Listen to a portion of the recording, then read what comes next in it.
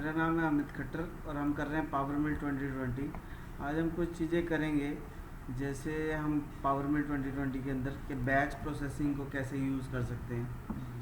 Second चीज़ हम करेंगे कि अगर मैंने एक मॉडल बना रखा है और उसमें हमने टूल पाथ भी बना रखे हैं, ठीक है, तो अभी अगर मैं ये टूल पाथ हटा के दिखाऊं तो ये कुछ इस तरीके का है, पर बाद में हमें पता लगता है कि नहीं, हमने इसमें रेडियस लगाना भूल गए, ठीक है, या हमारे को बाद में कोई मॉडिफिकेशन हो जाती है मॉडल में, तो हम उस मॉडिफिकेशन को बिना नई फाइल नया प्रोजेक्ट बनाए कैसे इसी फाइल के अंदर कैसे मॉडिफाई कर सकते हैं, ठीक है, वो सीखेंगे। बहुत इंपॉर्टेंट टॉपिक है।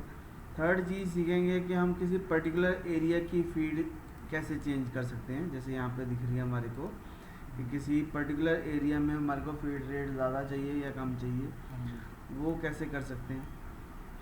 और हम देखेंगे कि अगर हमारे को फीड रेट किसी पर्टिकुलर सरफेस पे चाहिए, ठीक है, तो जब ये हम मॉडल बनाएंगे तो इसकी इस पर्टिकुलर सरफेस पे हम फीड रेट चेंज करके देखेंगे कि कैसे फीड रेट हम किसी पर्टिकुलर सरफेस पे ही चेंज कर सकते हैं। और फीड रेट हम अगर हमारे को स्क्रीन पे देखनी है तो वो कैसे दिखेगी, भाई ये ब्लू कलर की फीड कौन सी है, रेड कलर की फीड कौन सी है, और ये हमारे को ब्लू और रेड में चेंज कैसे करना है, वो भी सिखाऊंगा मैं।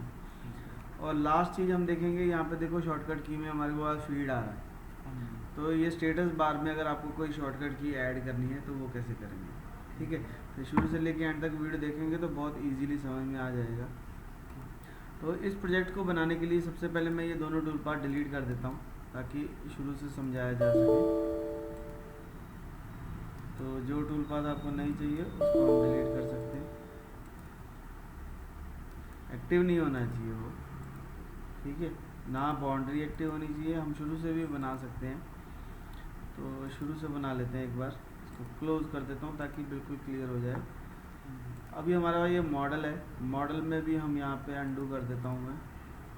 तो ये मेरा मॉडल था, इसको मैंने कंट्रोल A किया, पावर शेप में मॉडल बना लेना है, कंट्रोल C कर लेना है और पावर शेप में आके मॉडल के ऊपर paste as a new model कर लेना, ठीक है। अब हम जल्दी से इस पर मॉडल एरिया क्लियरेंस और रेस्ट एरिया क्लियरेंस करेंगे।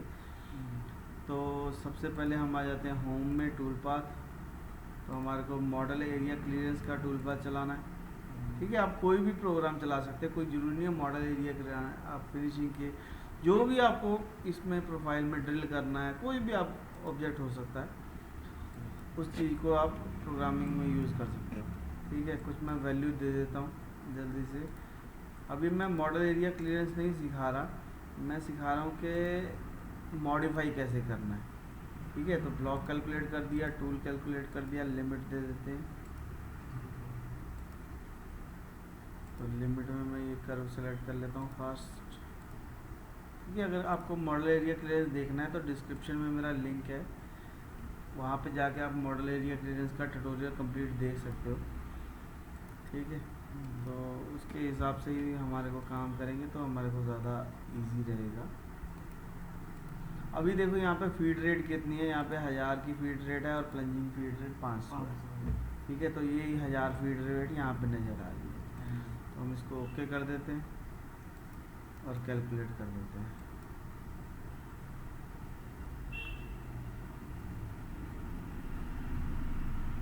तो जो भी आपको अगर कोई दिक्कत आ रही है किसी चीज़ में तो आप मेरे को कमेंट भी कर सकते हो, ठीक है। तो ये मेरा पहला ऑपरेशन हो गया।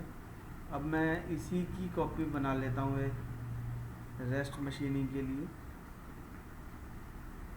सेटिंग में जाएंगे इसकी और यहाँ से हम अगर यहाँ पे क्लिक कर देंगे तो एक नया टूल पाथ क्रिएट हो जाता है, ये देखो, ठीक है।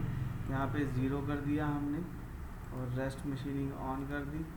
रेस्ट मशीनिंग में हमारे को 1 नंबर चाहिए और बाकी सब कुछ ठीक है। कैलकुलेट कर देते हैं। थोड़ा सा हम स्टेप ओवर भी कम कर देते हैं।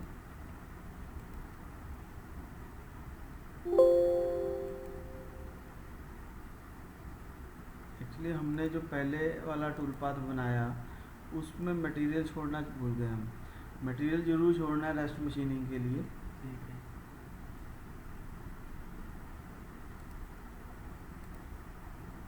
तो तो यहाँ पे हम एक मटेरियल छोड़ देते हैं, 2 छोड़ देते हैं।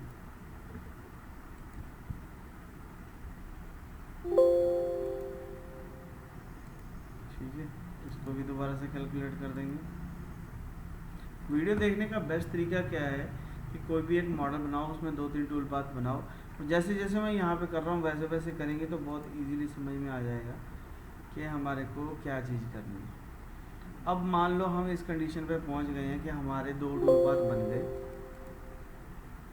ठीक है, हमारे ये 2 टूल पाथ बन चुके हैं। अब बाद में हमारे को कॉल आती है कि नहीं जी, ये जो मॉडल है इसमें फिलेट लगी हुई है सभी कॉर्नर्स पे। अब जो मैंने टूल पाथ स्ट्रेटजी क्रिएट की है वो बिना फिलेट वाली की है, तो हम सारे कॉर्नर्स पे रेडियस लगा देते हैं। ये सिर्फ मैं समझाने के लिए रेडियस लगा रहा हूँ, कुछ और भी हो सकता है, इसकी डायमेंशन में कोई और फ़र्क भी हो सकता है, तो वो मैटर नहीं है कि क्या फ़र्क है। अगर कुछ काफ़ी चीज़ें मिलती जुलती हैं, यानी कि हम सेम स्ट्रेटजी करना चाहते हैं, ठीक है, तो मैंने रेडियस लगा दी, नीचे भी लगा देता हूँ। मान लो मेरा ये मॉडल था, ठीक है, अब हम ये वाले का बना चुके हैं प्रोग्राम।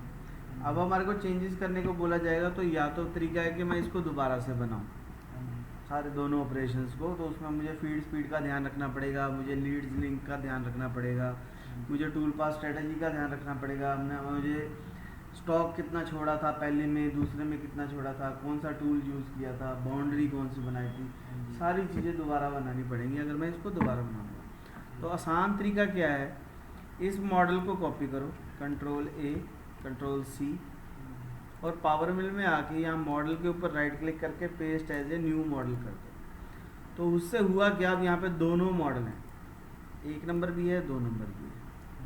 ठीक है, 1 नंबर को मैं कर देता हूँ डिलीट। अब मेरे पास यहाँ पे 2 नंबर मॉडल बच गए। ठीक है, पर अभी मेरे टूल पाथ वही 1 नंबर वाले ही हैं, तो मैं क्या करूँगा, इन दोनों टूल पाथ को राइट क्लिक करके सिलेक्ट कर लूँगा, शिफ्ट दबा के, और राइट क्लिक करके यहाँ पे एडिट में एक ऑप्शन होती है इनवैलिडेट टूल पाथ, तो हमने इसको इनवैलिडेट कर देना है कि हमारा जो मॉडल है हम इसको ये जो टूल पाथ है इनको हम रीजनरेट करेंगे। रीजनरेट करने का क्या तरीका है, इस टूल पाथ के ऊपर क्लिक करो, राइट क्लिक करो और यहाँ पे कर दो बैच प्रोसेस। बैच प्रोसेस से क्या होगा, जो इनवैलिडेट टूल पाथ होंगे वो दोबारा से रीजनरेट हो जाएंगे अकॉर्डिंग टू दिस मॉडल। ठीक है, तो बैच प्रोसेस करेंगे। हम यही चीज़ मैक्रो के साथ भी कर सकते हैं, आने वाले वीडियो में हम मैक्रो का भी प्रोग्राम बनाएंगे, और हम इस पूरे के पूरे मॉडल को हम एज ए टेम्पलेट भी यूज़ कर सकते हैं, उसका भी मैं ट्यूटोरियल सिखाऊंगा। तो देखो मैंने बैच प्रोसेस किया और दोनों प्रोग्राम दोबारा से रीजनरेट हो गए। अगर मैं मॉडल को हाइड करके दिखाऊँ तो देखो यहाँ पे रेडियस बन चुका है, ठीक है ना, कॉर्नर्स में रेडियस बन चुका है। तो बहुत ही इजी वे से हम इसको मॉडिफाई कर सकते हैं, और हमारे को ज़्यादा मेहनत भी नहीं करनी पड़ी, हमारे को दोबारा से कुछ भी सोचना भी नहीं पड़ा। ठीक है, तो ये प्रॉब्लम हमेशा बार बार आती है कि भाई हमने मॉडल की प्रोग्रामिंग कर दी होती है और बाद में हमारे को बोला जाता है कि इसमें ये मॉडिफिकेशन कर दो, तो दोबारा मॉडल बनाने की ज़रूरत नहीं है, उसी को हम दोबारा से एडिट कर सकते हैं।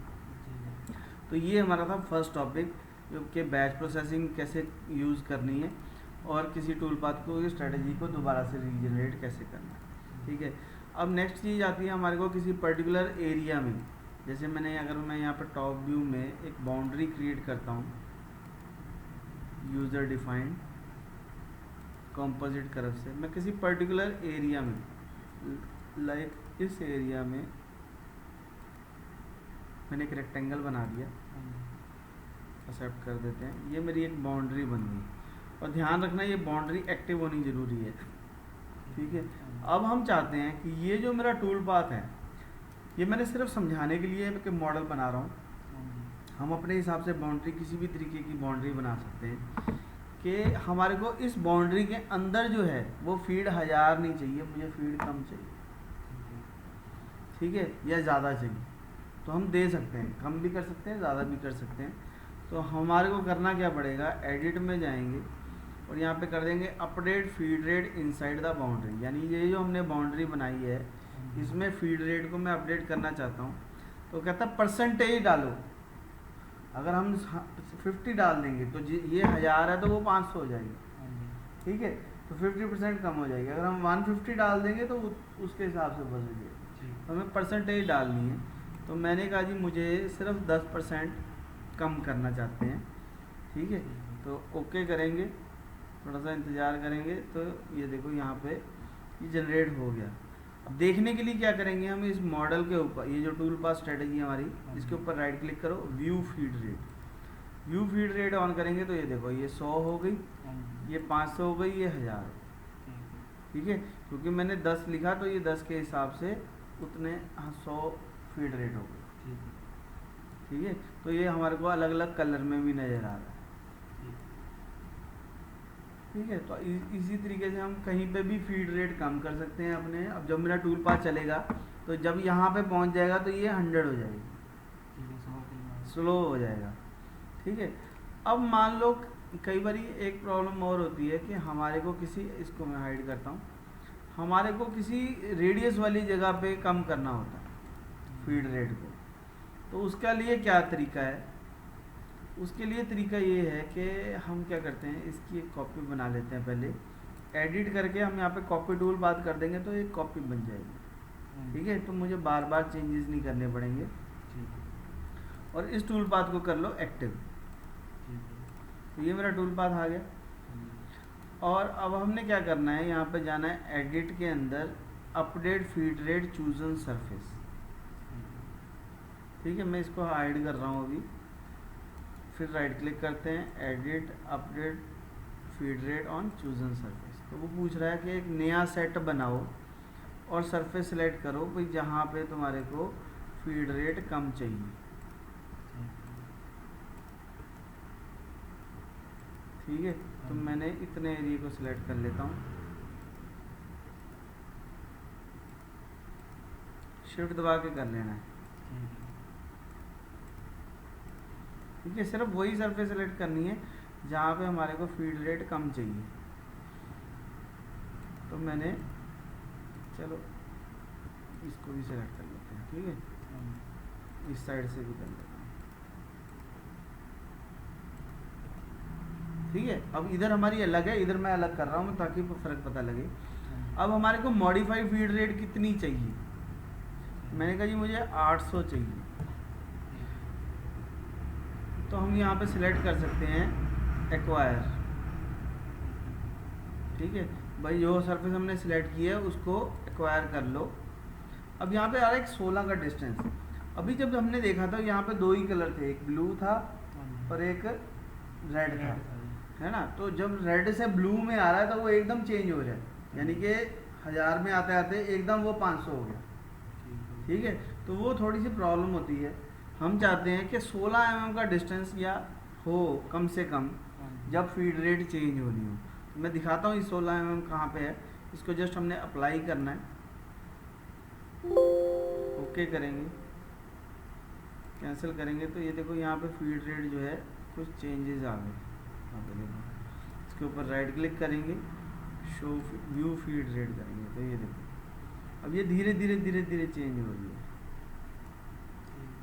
इसको मैं हाइड करके दिखाता हूँ। एक्चुअली हमने क्योंकि फिनिशिंग वाले टूल पाथ पे किया ना, तो सिर्फ बाउंड्री की सरफेस है वहाँ पे चेंजेस होंगे, ठीक है। तो जितनी हमने वैल्यू कर दी 1000 से हमारे को कहाँ तक चाहिए, तो उसके हिसाब से वैल्यू जो है चेंज हो जाएगी, ठीक है। इनके कलर में भी फ़र्क पड़ता जाएगा जैसे जैसे वो चेंज होती जाएगी, मतलब एकदम चेंज नहीं होगी, ग्रेजुअली होगी, एक धीरे धीरे धीरे धीरे मॉडिफाई होती हुई दिखाई देगी, ठीक है। तो अगर हम एक चीज़ मैं और दिखाना चाह रहा था कि अभी यहाँ पे हमारे पास फीड रेट तो आ रहा है, हमारे को यहाँ पे स्टेटस बार में कुछ और देखना है, मुझे कोई भी चीज़ देखनी है। हम क्या करेंगे, इसके ऊपर राइट क्लिक करेंगे, कस्टमाइज स्टेटस बार में जाएंगे। कस्टमाइज स्टेटस बार में जाएंगे तो देखो यहाँ पे हमने फीड ऑलरेडी डाल रखी है, हम कुछ और डालना चाहते हैं। क्या डालना चाहते हैं, हम इसकी सेटिंग में जाएंगे, मान लो मैं स्पिंडल स्पीड डालना चाहता हूँ, ठीक है। तो हम सेटिंग में जाएंगे और इसकी स्पिंडल स्पीड कहाँ पे हमारे को नज़र आएगी, हम फीड एंड स्पिंडल में जाएंगे तो यहाँ पे हमारे को दिखा रहा है कि ये स्किम फीड रेट कितनी है, ये स्पिंडल फीड कितनी है। ठीक है, तो अगर मुझे स्पिंडल फीड दे चेक करनी यहाँ पे देखनी है तो उसके ऊपर राइट क्लिक करेंगे, प्रॉपर्टी में जाएंगे तो यहाँ पे देखो स्पिंडल स्पीड वैल्यू आ रहा है। तो इस पर्टिकुलर नाम को कॉपी कर लेना है और इस एक्सप्रेशन में पेस्ट कर देना है। ठीक है, और यहाँ पे लिख देते हैं स्पिंडल स्पीड, साथ आ जाएगा स्पिंडल स्पिंडल स्पीड। ठीक है, ये देखो यहाँ पे 1500 लिखा हुआ आ गया। एक्सेप्ट करेंगे, कैंसिल करेंगे तो हमारे पास ये स्पिंडल स्पीड भी यहाँ पे लिखी हुई आ जाएगी। ठीक है, तो इसको थोड़ा छोटा कर देते हैं।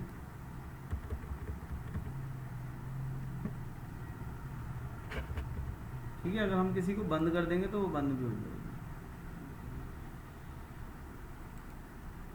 तो जो हम वैल्यू दे देंगे वो यहाँ पे आएगी। अब कल को अगर मैं इसकी वैल्यू चेंज कर देता हूँ, किसी की भी स्पिंडल स्पीड चेंज कर दूंगा अगर मैं, तो वो दूसरे में यहाँ पे रिफ्लेक्ट होने लग जाएगी।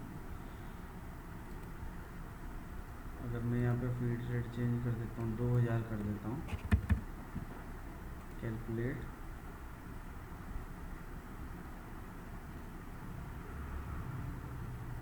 तो वैल्यू ऑटोमेटिकली चेंज हो जाएगी।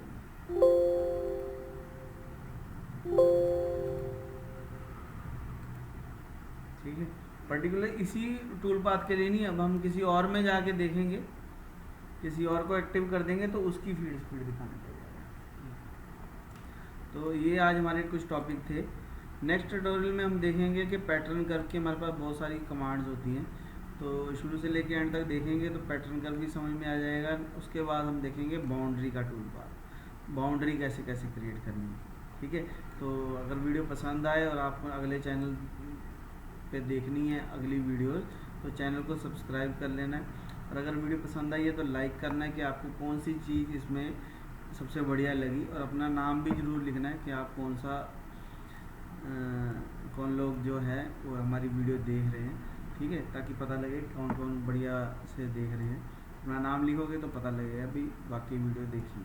ठीक है, और अगर कोई दिक्कत आ रही है तो कमेंट बॉक्स में लिखो, और डिस्क्रिप्शन में मेरा नंबर है, आप मेरे को कॉल भी कर सकते हो, मेरे को मैसेज भी कर सकते हो। ठीक है।